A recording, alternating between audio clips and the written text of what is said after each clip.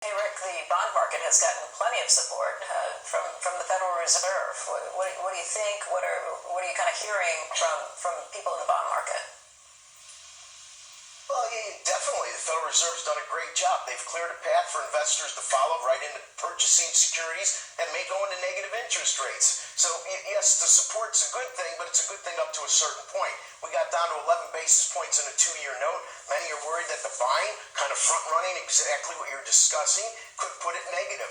Market-driven negative rates. It happened in Fed Fund futures yesterday, depicting that investors think it's possible. This is where forward guidance comes in big time. Federal Reserve needs to nip this in the bud. And you know what, Austin? This isn't really a horrendous number. You know what a horrendous number is? When you predict up 300,000 and you get down 22 million or 19 million. When you predict down 22 million and you're down 19 million, what that means is that it isn't the intent of employers to fire for bad business. It's not because there's malfeasance in an industry or that they need bailouts because they did horrible things. This is the government's jobs report. The governments of the world chose to deal with the health issue by putting people out of work. It's a huge semantics difference, and whether it takes 5 or 10 years, everybody on this panel has their own opinion. But the market has an opinion too, and from my perspective, it doesn't look like 5 to 10 years.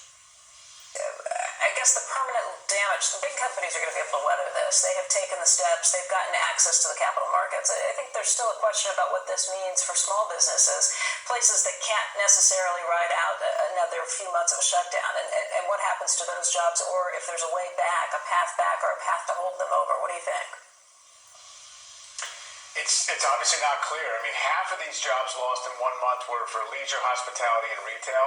That's exactly the part of the economy we just have no firm sense of how fast and how fully it returns.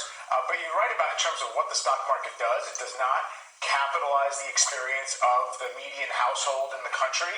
Essentially is mostly dominated by very large businesses that do have the wherewithal to weather it, and also in some cases benefit from this environment. So I don't think it's very clear. I think also the market has benefited, in addition to all those things Kate mentioned, from this idea that the fiscal support has come without the markets getting impatient, having a tantrum over it after that first initial shock. So in other words, you've gotten these waves of support. The market's almost willing to bet that it'll get lucky, that some of that will be enough to cushion the blow, and maybe it was mostly a 7-week shock, an 8-week shock, and it can seize upon the incremental direction of change being positive in terms of return.